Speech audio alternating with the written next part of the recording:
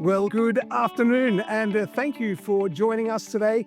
Welcome to Just Trees, part of the Landscape Middle East conversations that shape the region. Well, my name's Phil Higgins from Landscape Middle East, and I'll be your host today. For this session, I'll be joined by our co-host Annie Baillie, the Director of Place Dynamics. Well, joining us for this discussion, we're pleased to welcome consulting arborist Mark Laurence, along with landscape architect Mona Campbell. Trees are among the most visible element in our landscape, yet often the least understood. For generations, they've done far more than just provide shade. They've supported communities, moderated microclimates, improved soil conditions, and really contributed to directly to the human health and well-being. Well, historically, trees are not just decorative additions, they're essential to our infrastructure. I've seen this firsthand. My very first house that I built in Australia was designed around a single tree. It wasn't even on my property, but it was right on the border, on the boundary. But it was so significant, this tree, that everything followed. You know, the position of the house, the layout of the garden, even the decision to avoid fencing in that area. And everything was shaped by the need to protect this tree and its root systems. It wasn't an afterthought. It was something that we had decided from the very beginning. It makes you think how many times you've simply stopped and looked at a tree. One tree standing alone in the desert. We see that often here in the Middle East. How did that tree get there? And or one tree that's sort of anchoring the entire park. Or maybe just the overhead, the canopy that stretches across a street. We see often in Europe, or even just a photograph. I mean, how many times have you stopped and just looked at a one tree in a photograph and how that makes you move and feel? Trees have a way of doing that for us. They create this sense of scale and of time and permanence, and they look, they're just part of our daily lives. Just to see an enormous tree, and we often think, I wonder how old that tree is. Yet so often they're underestimated or simply just taken for granted. Well, today our cities across the Middle East and beyond are facing rising temperatures and water scarcity. I say water scarcity, but we've had quite a bit here in the UAE recently, and but increasing pressure to deliver more sustainable environments, and the role of trees is really coming back into focus. But that also raises a very important question. Are we actually using them in the right way? Are we caring for them in the right way? Well, this session explores what trees truly do for us environmentally, socially, and economically, and why their long-term value is so often overlooked, from species selection to placement of soil. I mean, our first episode in this series, we spoke just about soil, and from the roots up, from the ground up, laying the foundation. It's really the success of a tree that depends on informed decisions like this that require strong leadership and thoughtfulness for their entire life cycle, or the life cycle of a project. This is not just a regional challenge. This is a global one. But in climates like the Gulf, where conditions are extreme and the margin for error is small, getting the right getting sorry, somebody's calling me and it's ringing on my computer. So sorry about that. So today, we're not just looking at trees and how they can move beyond being an afterthought and instead become a core component of resilience, high-performing landscapes. We are pleased to have Mark and Mona join us today. Mark is coming to us from the UK, but regularly visits the Middle East region. He's a consulting arborist with a wealth of knowledge, I'll say for the sake of this webinar, just about trees. Mark, thank you so much for joining us today. We also have Mona. It's great to have you with us. Mona is a landscape architect, and that's not to be confused with a landscape designer. She's very firm about being an architect, and so she should. But Mona, I'm not going to ask you how many years you've been in the industry, because I did my own research, and I found out that you've been in this industry for more than 35 years. But what was most interesting that I found was that for most of that time, you have been here in the Middle East region. I think that that's quite outstanding. So clearly, you both are seasoned regional players. Mona, thank you so much for joining us. It's great that you could spend your time with us today. This is our second episode of Conversations That Shape the Region, and I'm really looking forward to this discussion.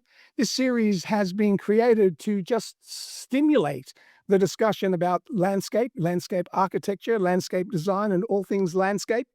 And joining me for this series is Annie Baillie. She is our co-host today and co-host for the series. Now, Annie is a landscape professional in her own right. Annie is supporting the series completely as a co-host for us today. And Annie, it's good that you could. Great that you can be with us again, and appreciate your support for the series. I mean, the difference between Annie and me is that she can ask questions that she already knows the answer to, and that's a very powerful position to be in. So Mark and Mona, thank you for joining us. Mark, why don't you both just say hi before Annie sort of kicks on and drills you with some very interesting questions that I know she's got prepared. But Mark, why don't you say hi? And I'm really curious to understand how often do you actually get to the Middle East? You write a lot about the Middle East, but I know you pop in every now and again. And after that, Mona, I'm very curious to see how many years you really have been hanging around the Western world, the Western region. So, Mark, thank you. Yeah, hi. Um, well, I've been an arborist and a landscape designer. I've done various things, but my my life with trees really started way back. I've given the game away a bit, but back in the 80s, and when I was a climbing arborist in the UK. Um, I've I've I've done a lot of practical. I've been up in the tops of trees in my youth. I don't do that now and haven't done that for a long time. But I've also dealt with trees and their relationship to landscape through design and through understanding things. And I've always come from a very strong ecological position. My work out in the Middle East started about 15 years ago. I was working out here on a landscape orientated project that when I was asked um, if I knew an arborist for a project. And I said, yes, I'm an arborist. So I, you know, and that was for the redevelopment of a major park in Abu Dhabi. And I was involved in um, surveying the trees and training staff on pruning techniques. And that rolled on to working on other projects, and it's been ongoing ever since. So I come out as often as projects require in a year. I mean, typically 3 to 5 times a year over the sort of generally, I hope, over the cooler period. I have surveyed sites in July, and I don't like doing that for obvious reasons. Um, and then the rest of my time is taken up with desk work, writing reports, and working on projects as a sub-consultant. Was there a time, Mark, when you were on the tools? Did you get out there and lop the trees and? Not out in the Middle East. In the UK, yes, very much so. So everything, you know, and arboriculture has gone through some amazing changes in the last 40, 50 years, and particularly in the last 10 years, really, there's a huge development of understanding of of uh, of how trees function, their physiology, morphophysiology, and so there's a big expansion of awareness, and that's something I sort of try to bring with me to the region.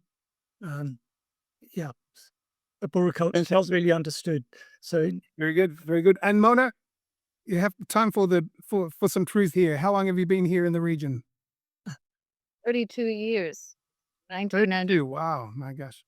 Ship in March. Yeah. And was my number 35 correct? You've been in the industry for more than 35 years? More than that. Oh, wonderful. I studied 12 years prior. So I had been working in the US where I studied, in Australia where I studied again. So I could work, and then New Zealand as well. And then here. So where I couldn't study anything. Well, I'm sure you enjoyed your time in Australia because Australians are nice people. So what can I say? better than those South Africans. You got to watch out for South Africans. So, but Australia and New Zealand's quite okay. Wonderful. Well, thank you so much for joining us, guys. We really appreciate you taking the time. Annie, my favorite co-host, I know you've got some great questions for these guys. You've been discussing for weeks about trees. So take it away. All right, thanks very much, Phil, and welcome, Mark and Mona. I'm very, very pleased to have you join us today. Okay, I'm going to kick off the questions then, and I'm going to start with Mona, if that's okay. Given you've just advised us how long you've been in this region, let us look at how trees carry cultural significance over here. I mean, in the Middle East, we recognize certain species, gaff, sidra, date palms, obviously.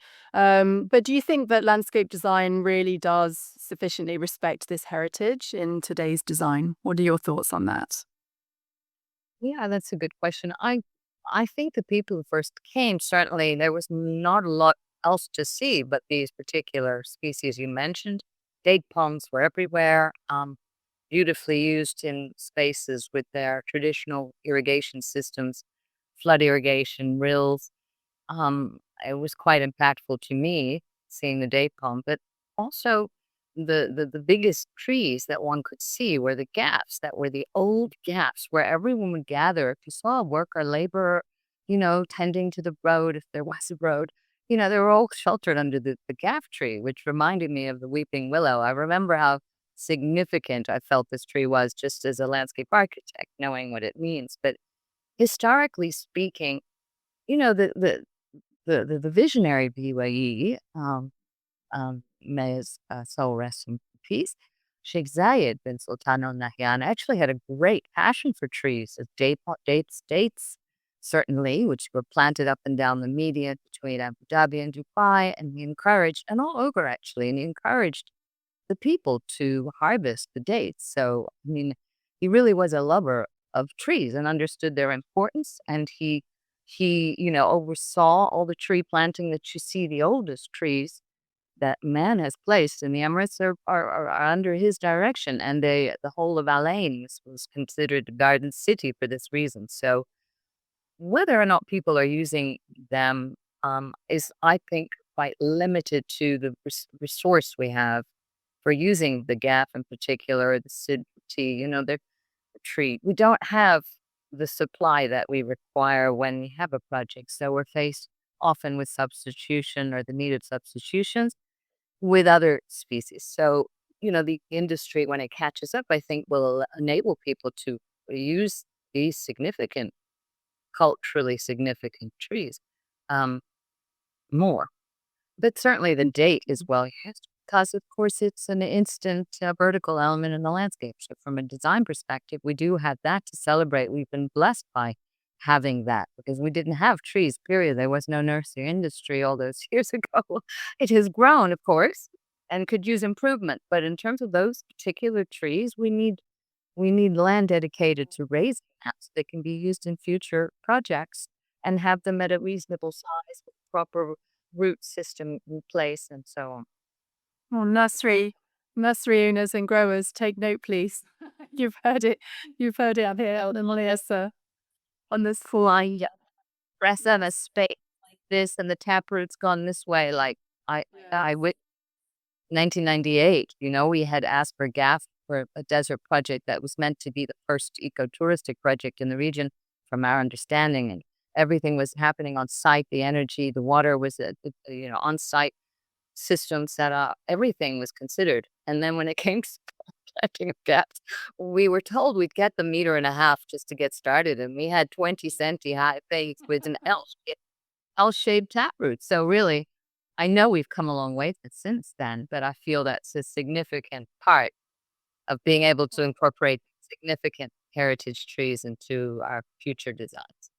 Well, thank you for that. Hey, Annie, I just let me interrupt you for 1 second because I did forget to tell our audience that if they have any questions that arise through this, we will try and keep some space at the end of the webinar to answer those questions. So you can use the Q&A that's there on the platform to ask any question. If it's a very difficult question, we're going to give it to Mark because he's got his entire library behind him. You can see he brought his whole library with him. And so we'll do some quick research. We don't have an answer for you, but please throw to us any questions that you may have. So thanks, Annie. All right. Thank you, Phil. I just want to touch on one of the points that Mona made in this in answering our first question, and that was the importance of the tree for people to take refuge and lay in the shade. And as we're facing rising temperatures, particularly within extreme urban heat within our developments, our cities here in the Middle East. In practical terms, just how much impact can well-planned tree planting actually have on cooling cities? I mean, I'm going to push this over to Mona again quickly, because then I'm going to shift to Mark and ask for some some statistics. But Mona, what is your experience of how we're cooling cities from tree planting? Oh, it's huge. It's so important. Oh my goodness. And cities absolutely this region needs desperately to have much, much more tree cover to protect us from the heat and to make us feel comfortable, make the cities livable.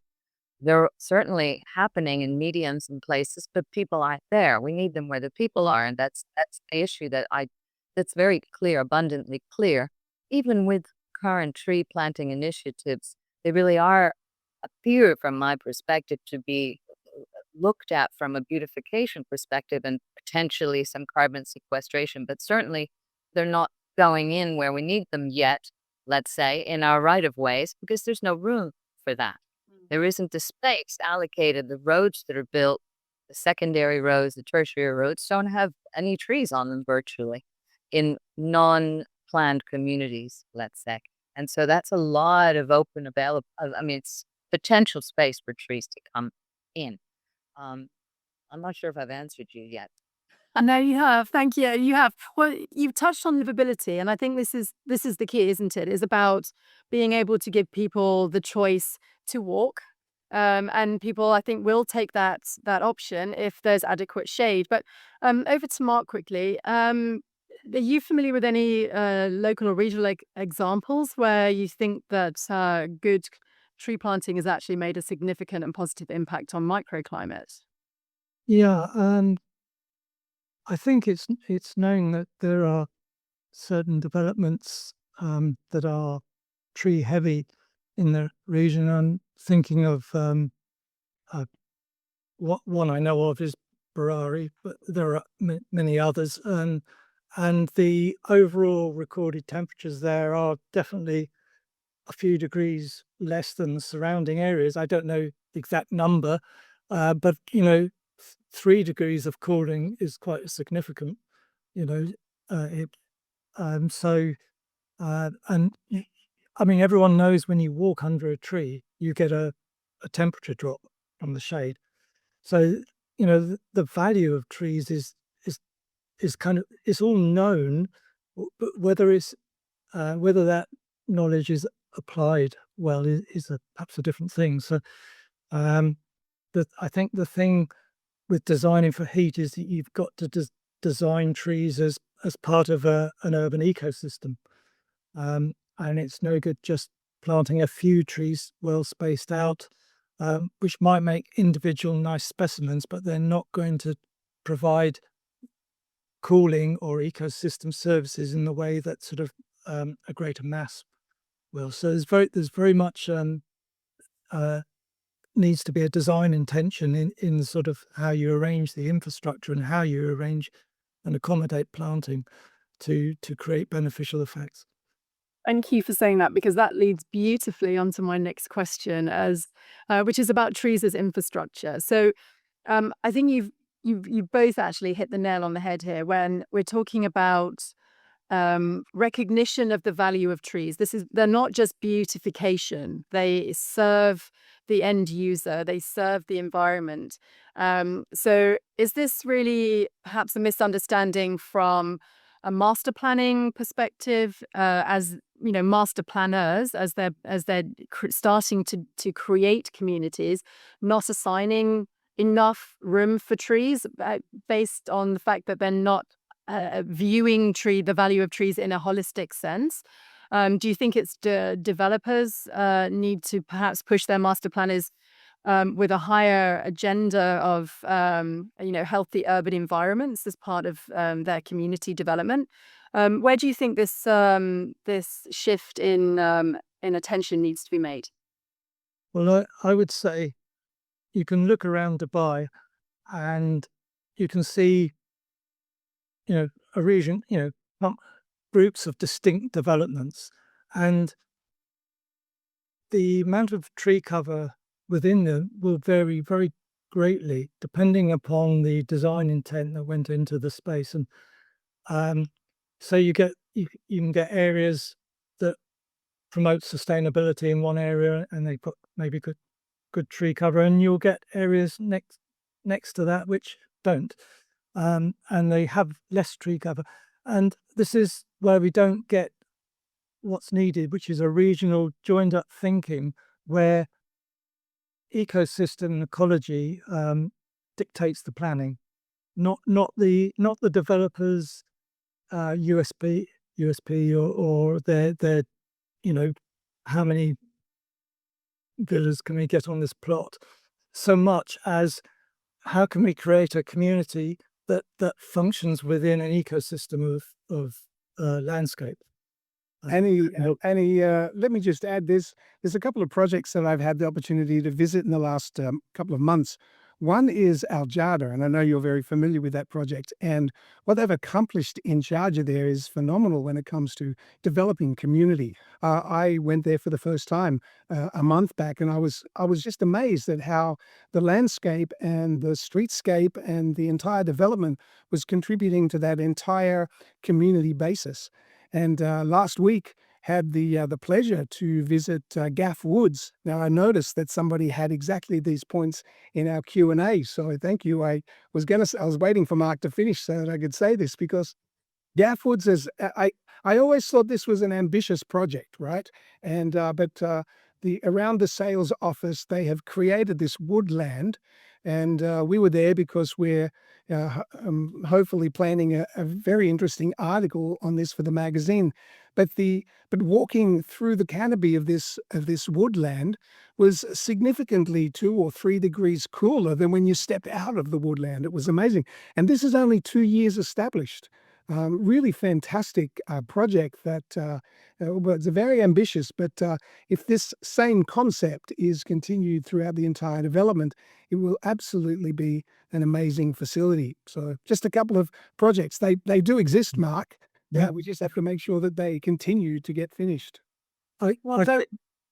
Sorry. Go on, Mark.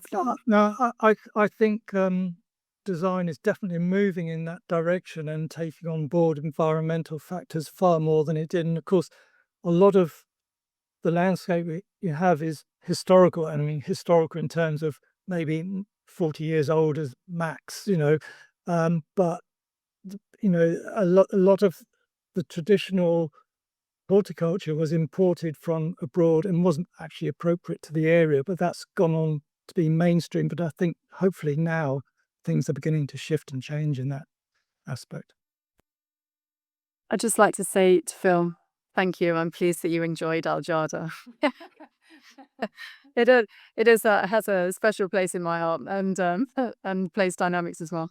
All right. Well, this actually gravitates towards my next question, which is really to look at tree species and whether we're specifying the right trees or not. Mark, you just mentioned exactly this. So a lot of the time, as you travel around the region, you can see, particularly in street trees, sometimes these poor little things, they've been in the ground for a number of years, and they really don't look like they've advanced beyond the nursery. So do you think this is more of a problem of incorrect species selection, or is this more of a combination of a multitude of things, not just species, but limited root space, soil conditions, irrigation methodology? What are your thoughts on this? Well, all the trees that are generally brought into the region will thrive with the right conditions. That's not to say they are perhaps appropriate, but that's a slightly different question. Mostly it comes down to the quality of the tree, the quality of their roots, the quality and the volume of soil they're going into, and the type of irrigation. So most of it is environmental. Most failure is environmental from the point of view of the conditions it's growing under. Some of it is inherited from the nursery stock and the production methods and the planting methods. An awful lot of trees are planted too deep. Now that doesn't matter for desert adapted trees that are used to having sand blowing over their trunks and being partly buried, but an awful lot of the species that are imported don't like that sort of thing. So, I mean, I've seen things like Plumera planted, at least 300 mil deeper than the root flare. So there's all sorts of factors, planting, environment, but most important of all is soil health and soil volume. Okay. Well, I'm going to move on to respecting existing trees because we've talked about new trees quite a bit, but how about the trees that are already existing on sites? And Mona, in many developments, mature trees are often seen as obstacles rather than assets. And from your experience and mine also, what I'd be interested to know what value you believe existing trees bring to a project if retained on site. And they're invaluable. They're priceless. Especially if they're healthy and and well established in the space, and if there's no reason to alter the ground around them. I had that thing I did share with you, the one instance where the design had been done by landscape architects.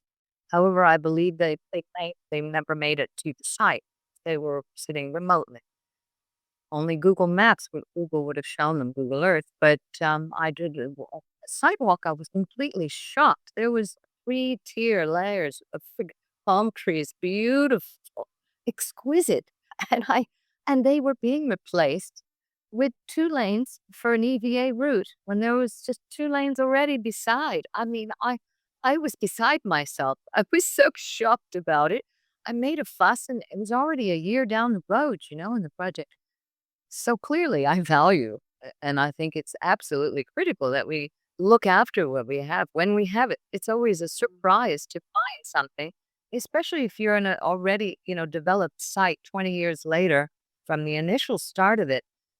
Often in the beginning, 32 years ago, there was nothing. It was just a clean slate for the urban development and even residential. There was nothing, nothing, nothing. And then suddenly everything filled up, all the gaps filled. And now when we go back to upgrade, we go back to add different functionality to a space, our first thing we need to do is check what's there and give it or try to score it. Now, I was able to convince the client to retain all of these. And the interesting part was the budget was very low for landscape on the project. And this very expensive stuff was standing and going to be wiped out without a thought. So obviously, I certainly value these personally as a landscape architect.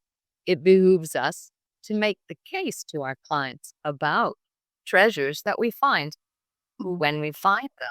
And I didn't mention before, just to quickly go back, the temperature difference under a tree, an established tree, the perception of it is as important as the actual 3 or 4 degree change that it can make. And so we feel good standing under it. We enjoy the dappled light. We congregate there, but we think it's way cooler than it really is because the research says that it's about maximum 4 degrees. But I think it's psychologically, it's far more. And yes, but longer in the year, we will step outside of AC, breathe, and improve our health just by standing under the tree instead of being cooped up. So it's absolutely important. Thank you for that. Mark, I'm just going to shift across to you on a technical basis because you've already mentioned that you come out on site and survey trees on development sites. So what do you observe as being the common mistakes when existing mature trees are to be retained and protected on site? Well, they're retained, but they're not protected. And the critical thing is to protect the root zone. So everyone thinks of the top part of the tree that they see, but it's actually the roots that are critical. So you're supposed to develop you're supposed to fence off a zone of which, and the rule of thumb for it is 12 times the stem diameter. Gives you the radius out from a tree. So if you've got a tree that's a meter, you have 12 meters of radius around it, and that's supposed to be fenced off and with no ingress into it, and that generally doesn't happen.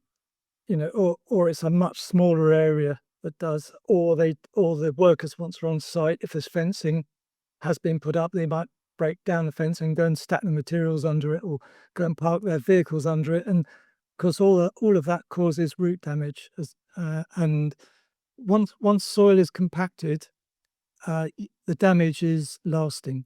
It's very difficult. I mean, you can decompact using air lancers and things, but no one has any in the region. But the point is, you shouldn't create the damage in the first place, and then you don't have to repair it. So it really is all about care.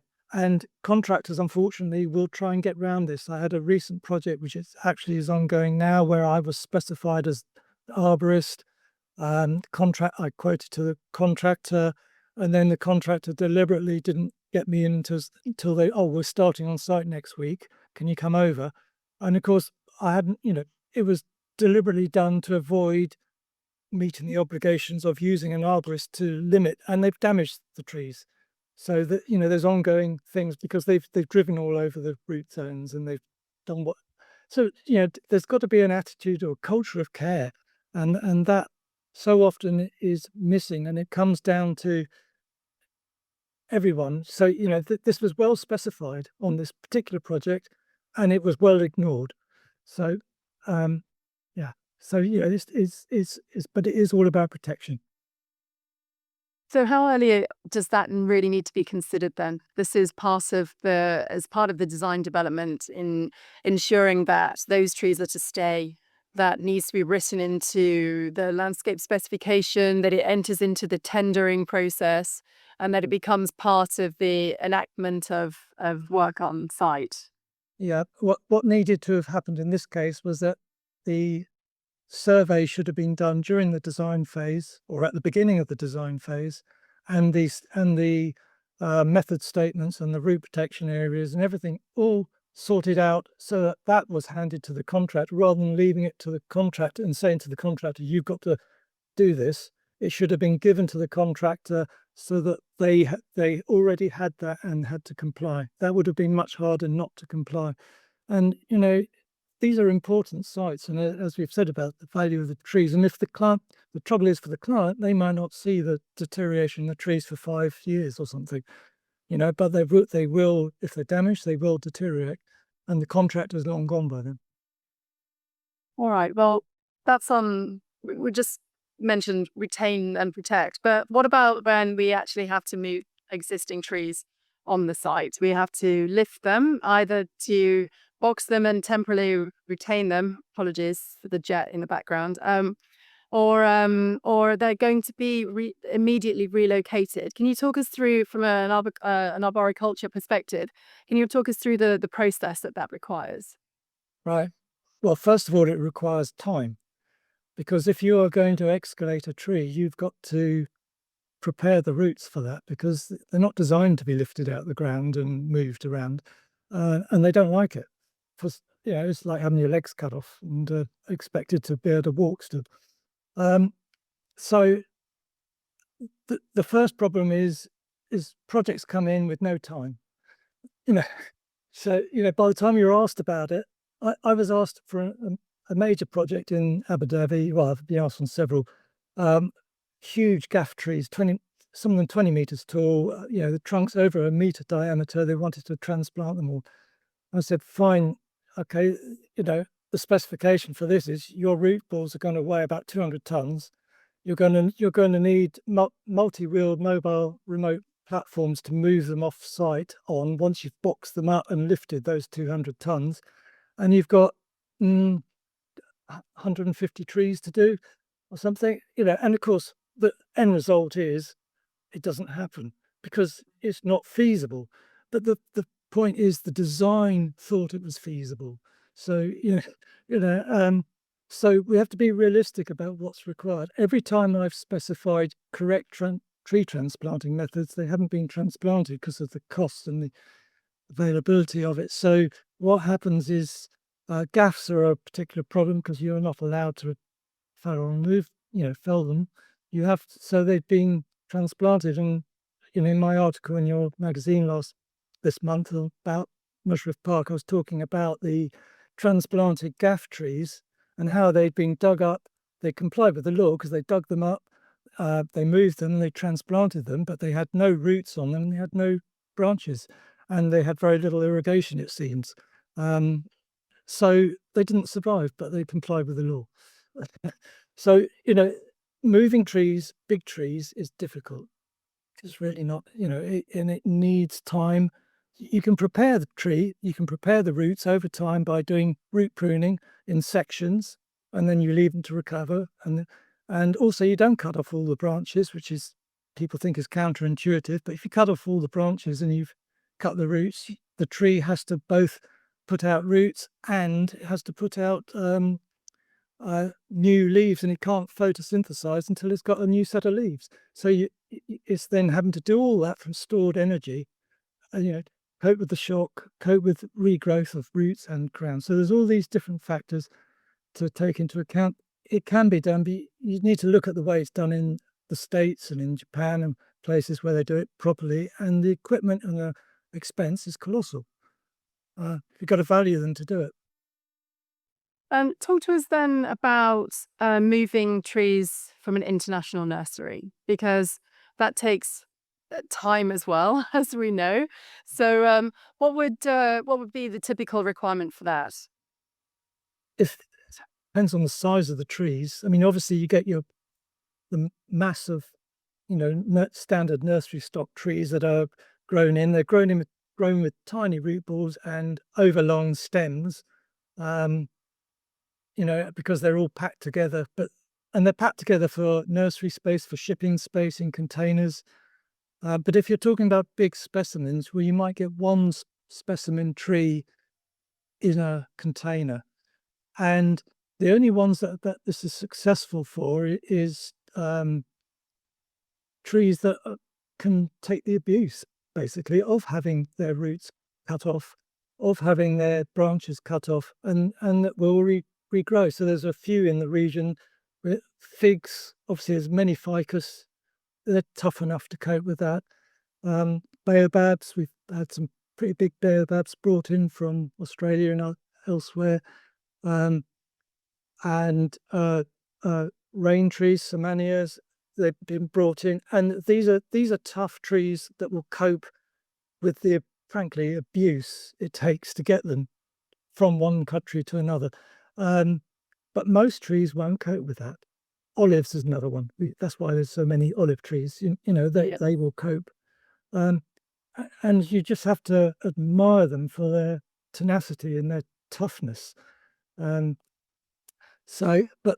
the vast majority of trees won't do that. But the problem with most trees, they come with inadequate roots, and they're potted up and they're grown on. But once the roots are inadequate, the physiology of all the root system is irreparably changed, which is why quite often they don't always root out well into the landscape.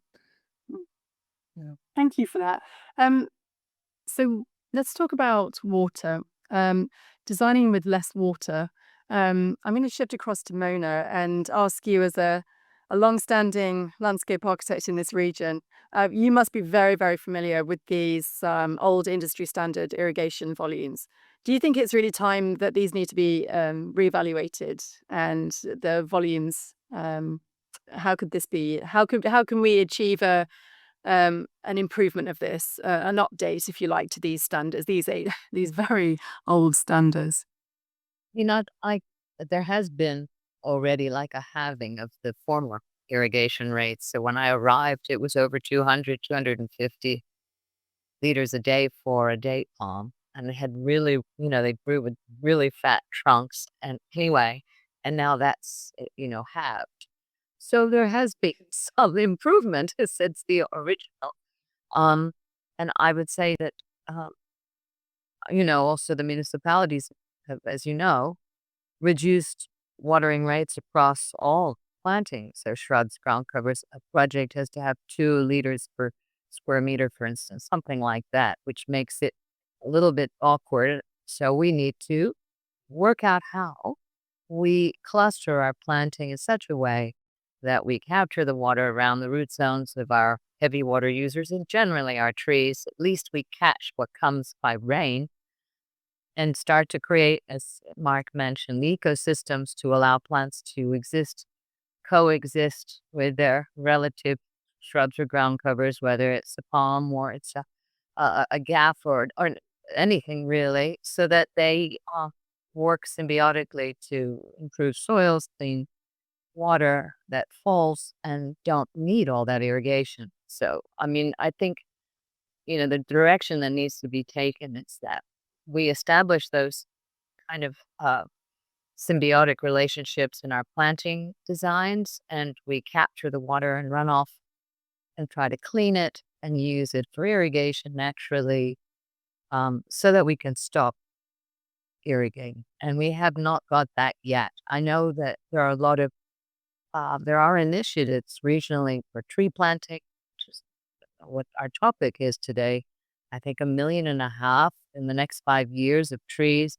I mean, those are good initiatives, but we need to tackle a lot more in order to responsibly and sustainably tree our cities, which we need to do desperately. I mean, I did read an article, scientific journal, that said if we stop all emissions today, we still have global warming.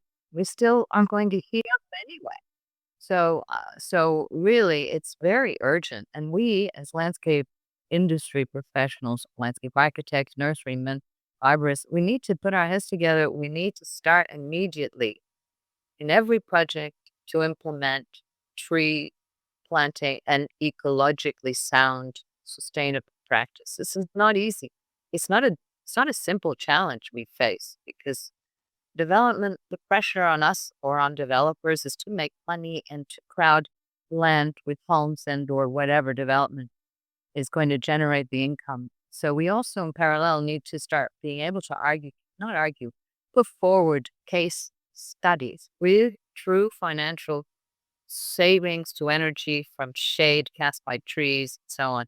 We need to assemble enough data, scientific data, that we can then put forward so we can, and we landscape architects, the stewards of the land, really need to be heard in that dialogue, in that campaign, and not be by architects and engineers. Quite no disrespect, I great respect. My father was an architect, my uncle's a professor and an architect, my brother's an architect.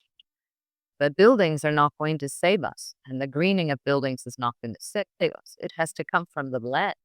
And we are the glue as a professional between all the adhesive. We are the ones that have to coordinate across all the disciplines. And therefore, our power is very, very great. Not shouldn't be great. And we are not. We're typically second, third, last even, unfortunately, behind other professionals, sadly. So all these challenges we face in writing and improving our landscapes with trees and all the other happy tools we have for improving house.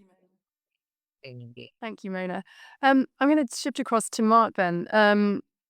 Based on what Mona's has just explained to us, how realistic do you think it is to design landscapes in the Middle East with very, very low irrigation or even no irrigation at all? What are your thoughts? What are your experiences on this?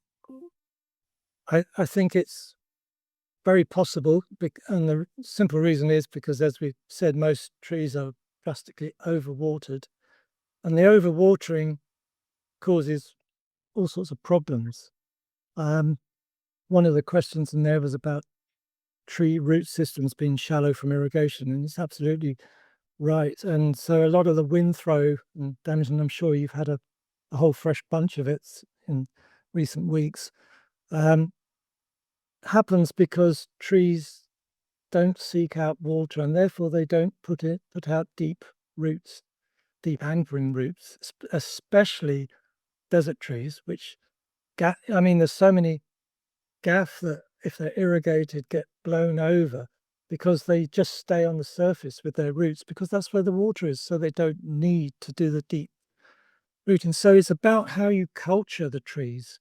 um, and over it doesn't rain every day. Why irrigate every day?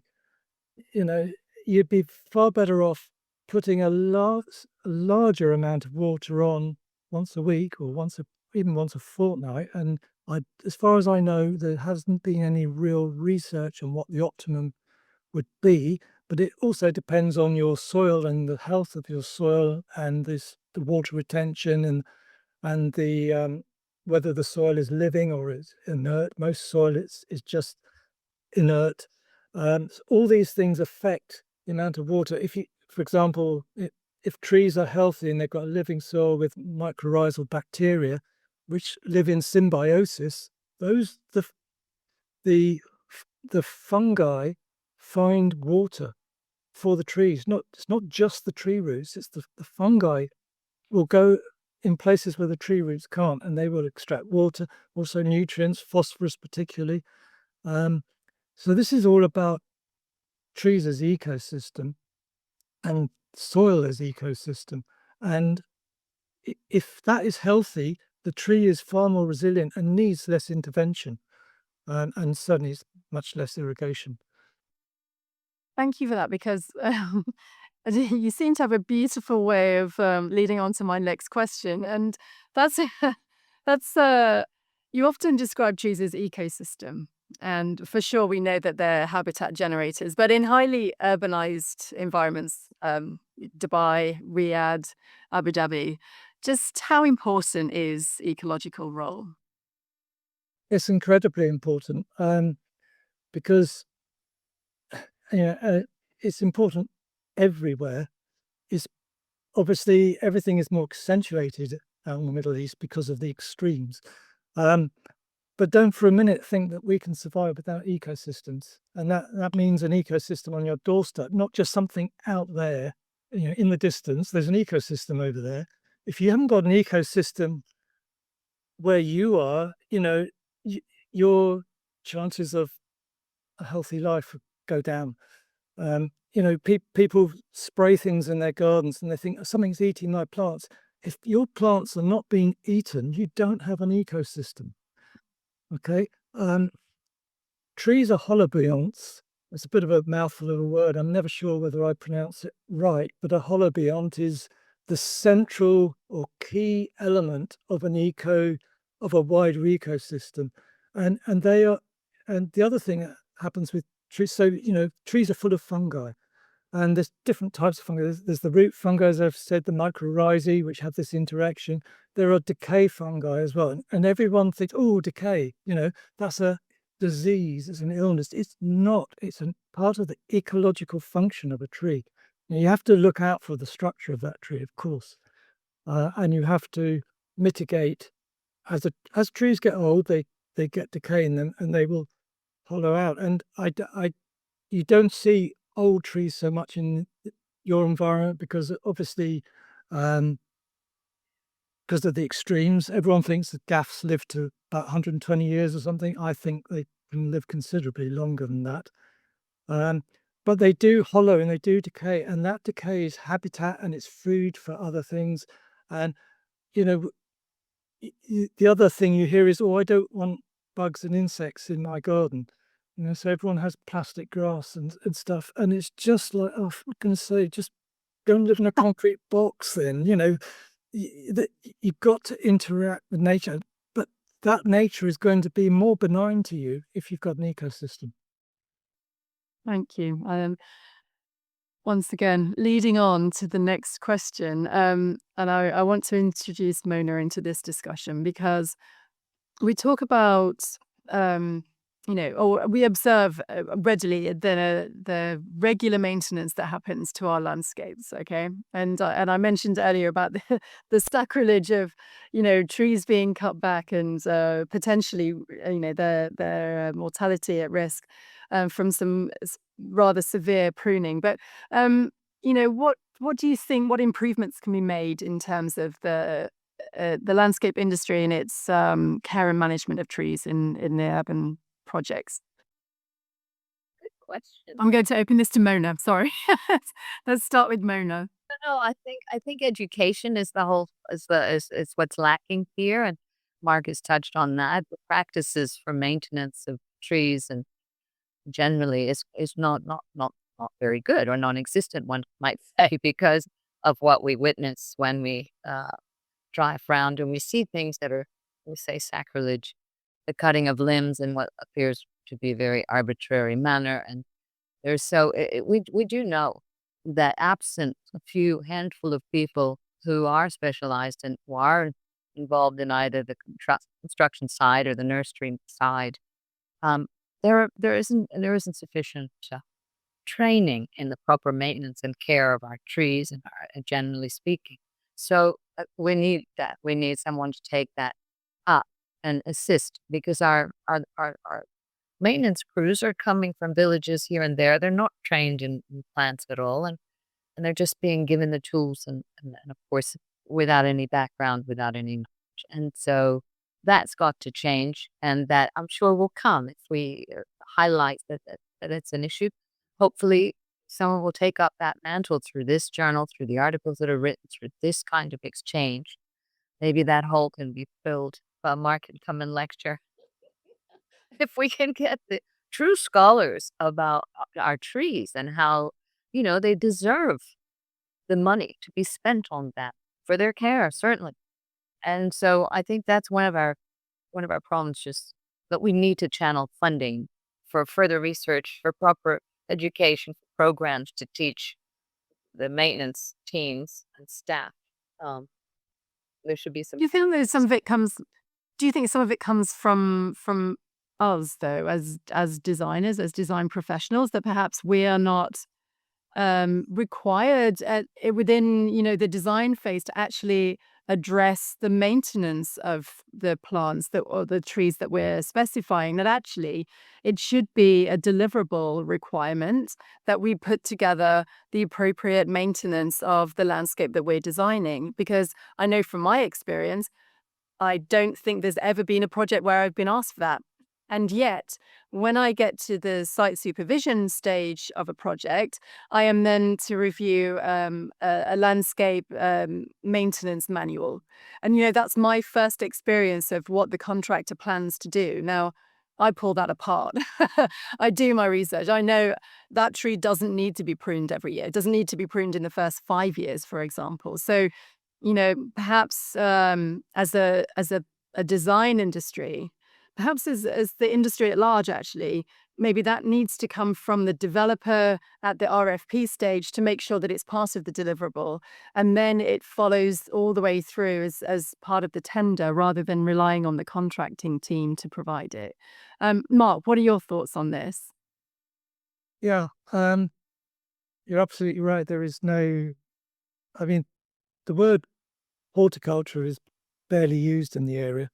Okay, so you have agricultural engineers, and actually, no disrespect to anyone saying that who is such, but we need horticulture, and even more rarefied than horticulture is arboriculture, which is the care of trees. And there needs to be centers of learning. There is no, out in the whole of the Middle East, not just UAE, there is no center of learning about horticulture and about arboriculture.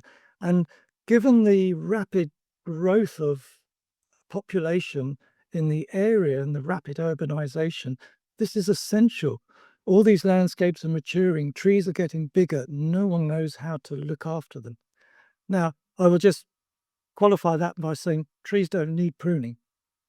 Okay, but human beings need to prune trees. Okay, it's absolutely right. trees have grown for before we were even in nappies, for millennia, for millions of years. Trees have managed quite well without us. They don't need pruning, but we put them in places where we need to prune them. So the tree was there first, and we are interfering by thinking we need to control them. So, first of all, put the right tree in that's going to get to its size, the right size for that available space, and prune it the absolute minimum, the minimum of formative pruning. And if most of that formative pruning is done in the nursery, it doesn't need to be done on the street. Yes.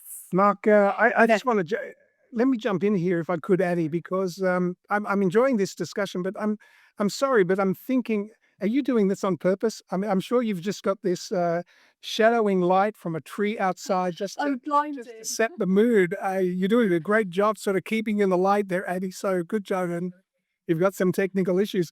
But Mark, 45 years ago when I was in construction, we built complexes, sporting complexes, and quite often we'd have to prune a tree, just because the fence was going there. But we brought in an arborist like yourself, who he was also a tree lobber, but he had knowledge and experience, and he would teach us, you have to cut it like this and close to the trunk, and you have to seal it. And I mean, he took so much care in his pruning. He was a specialist in this field. So 45 years ago, we had the knowledge. Have we just lost it? Or is it that we don't care anymore? Okay, well, straight away that advice is incorrect, because you never seal cuts now. See, That was a long time ago, Mark. exactly. 45 But years ago. arboriculture has changed dramatically in the last 30, 40 years, and it's changing now. In the UK, there is new understandings emerging of tree architecture, different forms that trees grow by. There are 22 different forms set out by a guy called Francis Halley. In fact, he discovered this back in the 70s, and it's only now come to light. There are other prominent people as well. Tree morphophysiology, how trees grow and react to their environment and to stimulus. All these things are new. And what the good thing is that the region, if it took the latest of arboriculture and imported it into the country, it can leapfrog all the old information that is no longer relevant, no longer correct, because there has been so much learning, so much growth of knowledge. So the region actually has a fantastic opportunity, if it was to grab it and take it on board, to move to the latest sort of ecologically inspired understanding of trees and their care. And that's what it needs to do. And it can bypass all the mistakes that we've made in the West. Very good answer, Mark. In fact, we have so many questions. I mean, this discussion on trees seems to be extremely popular, and we do apologize if we don't get to your answer. But we're going to send all of these questions to Mark, and he can research his library and respond to you. But great to have some questions. Shabir Shah asked a very interesting question. She said, should a landscape designer also be a competent horticulturalist, or at least have a fundamental understanding of planting, design, and the relationship with irrigation? Shabir, I think Mark just answered your question. The answer is yes, you should. It's sort of like, I'm in marketing. Do I really need to learn creative design, or do I need to learn video editing? If you do, it's all the better. I'm sure it's the same within this profession. Continue learning, develop your skills. It's important. Yes. I would like to say, as true landscape architects, in the training of the true landscape architect professional, horticulture is part of that training. You do have to have a basic understanding of what you're using and how it performs and why you need to use it the way you do. So it is fundamental. While I agree with you, Mark just said that it's changed. I mean, 40 years ago, I was taught something, and now he's saying it's different today. And so, like every other profession, like a doctor, you have to continue to learn the new skills and stay abreast, absolutely, and not settle on the fact that I know everything. I don't need to continue my education. Is that correct? No, continuous professional development is so important, and you must always continue to update. have to do that. Fantastic. But thank you for that question. Yes, Mona?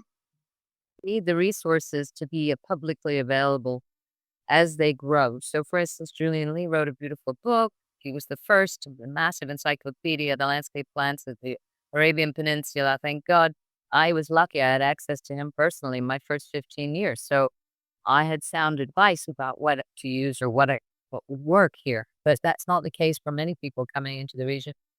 They like me, like all of us, come without any knowledge specific to the place because we didn't have education in the place.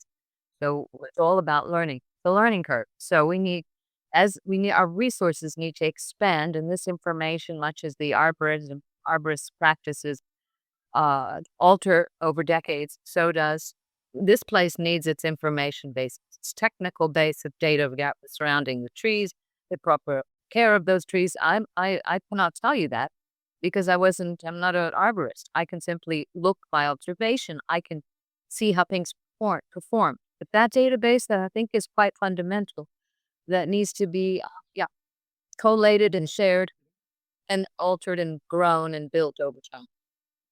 There's an interesting question from our good friend David Carlson. I'm pretty sure he's coming to us from Saudi Arabia. But David asked, are there any real examples of trees where they've been positioned as genuine environmental assets rather than just mere decoration?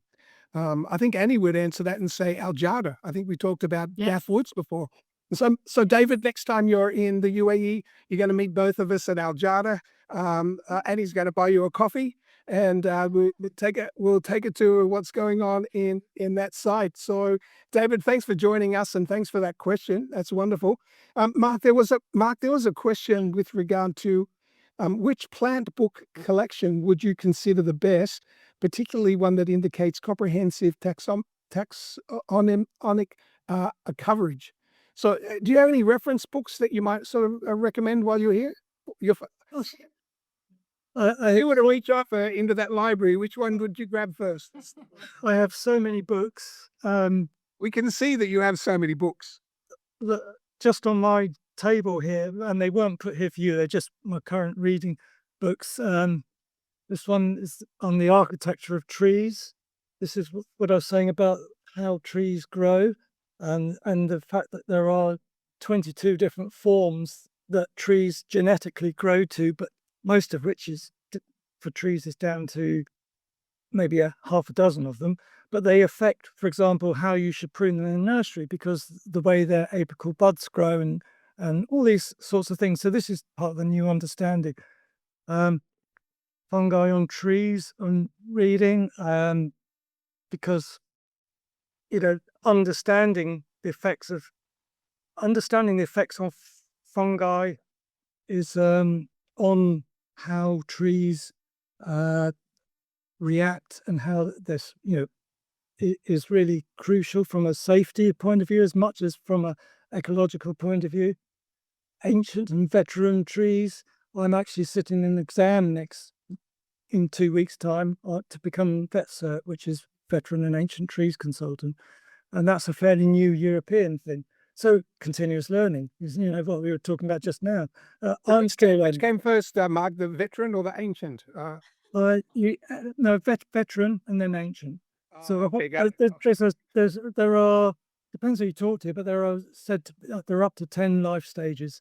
A veteran tree has all the wounds and some of the things that an ancient tree has, but it's not as old.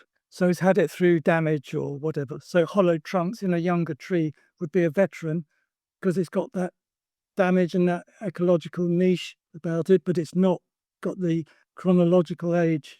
And by the way, trees don't have a chronological age. That's another difference. But anyway, I'm going off on a tangent and out of time. But we are out of time, and we try not to go over an hour. Thank you, everyone, for staying with us.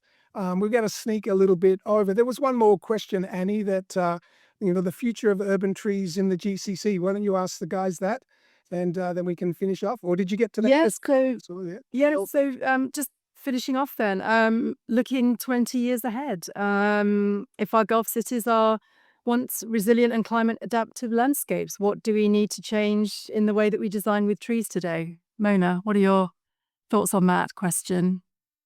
It's about space, basically. What we need to change is the allocation for planting of trees, even just one tree. We need to make sure that the ground plane is sufficiently free and open for the breeding of the tree, and so that it has a shot at reaching its full potential, and that it's properly looked at out after during its lifetime. So 20 years from now, there are plans in place for green and blue infrastructure to take hold through the region. Recently, when else, I think that at the beginning of last month, there's a roadmap, green and blue roadmap for the UAE, where they're going to be planting and opening 300 hectares.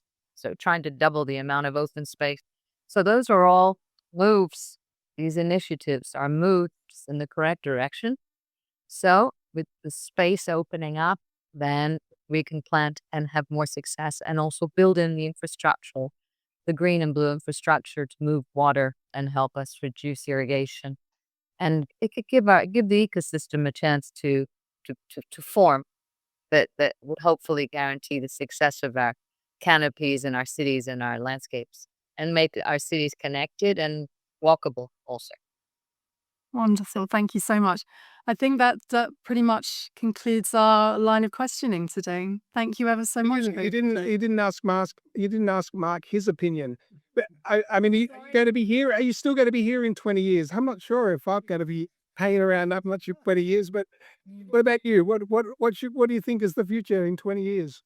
I think there will be large swathes of ecologically designed landscapes, particularly on the periphery in the sort of peri-urban areas on the outskirts and things which are designed to be thriving but unirrigated. I think the days of irrigated landscapes on roundabouts and tree road margins are limited. Huge resources wasted there, whereas those could be ecological. I think in the more urban zones, you will always have the irrigated and the more ornamental. I think we'll look at zoning a lot more and developing resilient landscapes that would survive if the irrigation was ever switched off. Very good. I'm actually curious to see what Gaff Woods is going to look like in 20 years. From what I saw as a tremendous example, and so there will be projects that we have reference to that we will come back and see in 20 years' time. And the beautiful thing about landscaping is that it's a living element of a project and it changes continuously.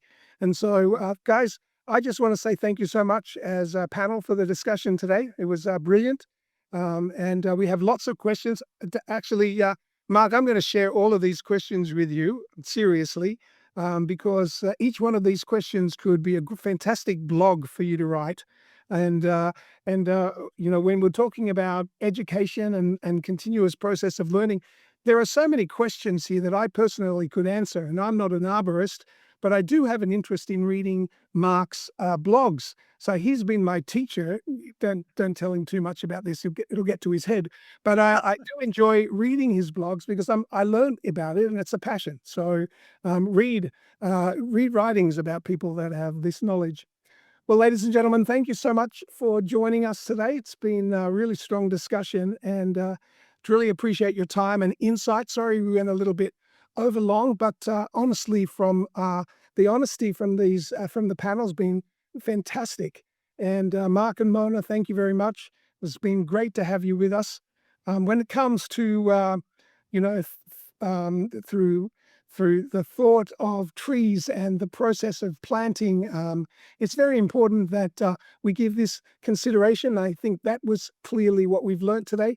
Continuing that education as professionals in this field, and so that we can just get it right. And that requires better decisions and better coordination, and I think a much stronger level of awareness across the entire project life cycle. But I guess more broadly, it's clear that the industry is very, very active, even though we're faced with some terrible geopolitical tensions at the moment. The industry is still strong, moving ahead. Annie's always busy. Every architect that I've spoken to in the last few days is busy. And so it's good to see that things are still moving ahead. And this is a very positive time for us. But I'm sure there'll be some shifts, some rising prices and some rising cost of fuel. And honestly, there's absolutely no way I was going to wait 1 hour to fill up my tank and save 60 dirhams. But some of these things we just have to accept and move on. But these times of pressure will help us to refine and in many cases, push industry forward. So now's a time to use to continue your learning and keep busy and keep active. And that's, I guess, all the more reason for us to, just stay informed and keep very sharp, keep our knowledge sharp, and continue building very meaningful collaborations across the industry, like what we're trying to do here in this platform. And so on that note, I can confirm that this has been a fantastic episode number 2 because of these 3 fantastic people. Annie, Mona, and Mark, thank you so much for joining us. And but thank you also for joining us as our audience. The questions were great. We will get a response back to you, so stay tuned for that.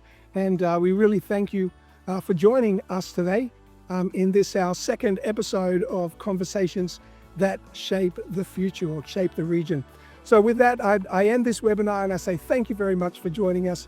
It's been a pleasure to have you with us. Thank you so much and have a great day.